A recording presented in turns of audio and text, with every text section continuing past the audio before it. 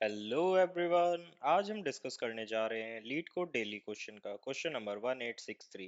Some of all subset XOR totals. एक easy question है।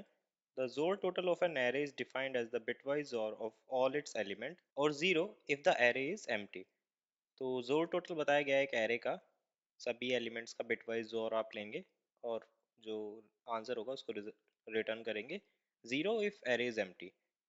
Example दिया गया है। For example the XOR total of the array 256 is 2 XOR 5 XOR 6 equals to 1। Given an array nums return the sum of all XOR totals or every subset of nums. तो आपको एक array दिया गया है nums, आपको सभी जोर totals का सम निकालना है जितने भी सबसेट बन सकते हैं। तो सबसेट एक मैथमेटिकल टर्म है। सेट के मल्टीपल सबसेट होते हैं। अगर सेट का साइज n होता है तो टोटल सबसेट आप 2 रेज टू पावर n बनाते हैं। एक सबसेट उसमें एम्प्टी होता है तो आप टिपिकली बोलते हैं 2 raise to power n minus one. Note subsets with the same element should be counted multiple time. तो क्योंकि सबसेट अगर मान लीजिए 1 1 1 का एक एरे है और उसमें आप सबसेट बना रहे हैं तो 1 1 और 1 1 के दो सबसेट बन सकते हैं क्योंकि दो अलग अलग वन है। तो उनको अलग अलग ही माना जाएगा। ऐसा नहीं है कि आपको डिस्टिंक्ट सबसेट ही यूज करने हैं। An array is a subset of array B if A can obtain from B by deleting some possible zero element of B। इसमें डेफिनेशन दी गई है कि सबसेट किसको बोला जाता है। आई होप ये सब आपको क्लियर होगा। कंस्ट्रेंट्स देख लेते हैं। एरे की लेंथ है लेस देन और इक्वल टू 12 और हर एक एलिमेंट जो प्रेजेंट है एरे में उसका जो वैल्यू है वो लेस देन और इक्वल टू 20 है। तो चलिए एक बार ऑब्जर्वेशंस को नोट डाउन कर लेते हैं। Observation first. एरे की लेंथ अगर 12 है तो टोटल नंबर ऑफ सबसेट आपके बनेंगे 2 रेज टू पावर 12। तो अगर मैं 2 रेज टू पावर 12 देखूं तो वो आपका आएगा अराउंड 4096। तो इतने सबसेट हो सकते हैं। और अगर मुझे इतने सबसेट बनाने हैं, मान लीजिए मेरे पास एक तरीका है सबसेट्स को बनाने का 4096।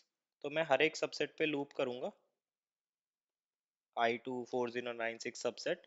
देन हर एक सबसेट का मैं, आप बोल सकते हैं सम, सॉरी जोर निकालूंगा। तो एक लूप होगा फाइंडिंग जोर फॉर ईच सबसेट। अब आपके हर एक सबसेट में रफली कितने हो सकते हैं? जितने टोटल नंबर ऑफ एलिमेंट थे मतलब n हो सकते हैं। तो एक लूप ये चल रहा है 4096 का। एक लूप जो है जोर निकालने के लिए चल रहा है और यही इंटरमीडिएट जो भी आंसर होगा मैं उसमें सम प्लस करता रहूंगा जो भी जोर आ रहा होगा इंटरमीडिएट। तो ये टोटल कॉम्प्लेक्सिटी होगी n cross 2 raise to power n, यानी 12 into 4096। तो ये कॉम्प्लेक्सिटी तो एक्सपोनेंशियल है बट इतनी ज़्यादा इनकी वैल्यू है नहीं कि हमारे ऑपरेशन टाइम लिमिट एक्सीड में हो जाए। तो हम अगर ब्रूट फोर्स वे से भी चलेंगे तो ये 1 सेकंड के अंदर ऑपरेशन परफॉर्म हो सकते हैं और हम आंसर निकाल सकते हैं। अब हमारे पास सेकंड जो ऑब्जर्वेशन है कि हाउ टू फाइंड सबसेट। अब हमें एक एल्गोरिथम लिखना है जिसमें हमें सबसेट फाइंड करने हैं फॉर एन एरे। तो एक सिंपल एल्गोरिथम होती है। हम बिट मास्किंग का यूज़ करेंगे। वो कैसे करेंगे? मान लीजिए आपके पास एक सिंपल एरे है ए बी सी। जो इसके सेट होते हैं वो होते हैं और इनका इंडेक्स है 0 1 2। ए होता है, बी होता है, सी होता है, A B, B C, C A B C. तो ये मल्टीपल सबसेट हो सकते हैं। 2 raise to power n total होते हैं। तो 2 रेज टू पावर एन से आपको पता क्या लगता है कि आपके पास जो भी पावर है 2 की पावर में हमारे वैल्यूज हैं उसके अंदर जितनी भी बाइनरी इनकोडिंग्स हो सकती है। जैसे मान लीजिए मेरे पे ये 0 है, ये 1 है, ये 2 है, 3 4 5 6, ऐसे ही करके आपके 2 रेज टू पावर एन बने होंगे ना। तो अगर मैं ट्राई करूँ इन सभी सबसेट को एक मास्क देने की यूजिंग बिट मास्किंग, तो हम ए को बाइनरी कोडिंग में लिख सकते हैं 0 0 1। मतलब जिसकी लीस्ट सिग्निफिकेंट बिट सेट है। तो हम ये देखेंगे कि ये जो जीरो बिट सेट है इसका मतलब है कि इसमें सिर्फ जीरोथ एलिमेंट प्रेजेंट है। बी को हम लिखेंगे 0 1 0। फर्स्ट बिट सेट है इसका मतलब है सिर्फ बी प्रेजेंट है। सिमिलरली सी को लिखेंगे 1 0 0। ए और बी को लिखेंगे 1 1 0। सिमिलरली बी और सी को लिखेंगे 1 1 0। एंड ऐसे ही आप सभी को लिख सकते हैं। तो आपको पता लग जाएगा कि हर एक इंटीजर जो कि प्रेजेंट है 1 से लेके 2 raised to power n-1 तक एक मास्क को डिपिक्ट कर रहा है बाइनरी फॉर्म में। और उस मास्क की मदद से मैं बता सकता हूँ कि उस सबसेट में कौन कौन सी वैल्यू प्रेजेंट थी। तो मैं आउटर एक लूप चलाऊंगा 1 से 2 raised to power n-1, क्योंकि जीरो इसने ले लिया क्योंकि जीरो का मतलब होता है एम्प्टी, वो हमारे किसी काम का नहीं है। देन जो भी यहाँ मास्क आएगा, मास्क, मैं उस मास्क की सारी सेट बिट को ढूंढूंगा जो कि कितनी हो सकती है, 0 से लेके n तक। मैं एक बार लूप करूंगा और मैं चेक कर लूंगा कि क्या ith बिट सेट है या नहीं। वो कैसे चेक करते हैं, सिंपली मास्क को एंड करते हैं 1, एक हमारा सिंपल है, और मैं उसको लेफ्ट शिफ्ट कर रहा हूँ। अगर मैं 1 को 1 टाइम लेफ्ट शिफ्ट करता हूँ तो ये बनता है 0 1 0। अगर 1 को मैं बिल्कुल भी शिफ्ट नहीं करता तो ये ऐसे ही रह जाता है। तो फिर मैं मास्क को कंपेयर कर, मास्क का जब मैं एंड लूंगा, मास्क एंड दिस, और अगर ये 0 आ गया इसका मतलब है वो बिट सेट नहीं है।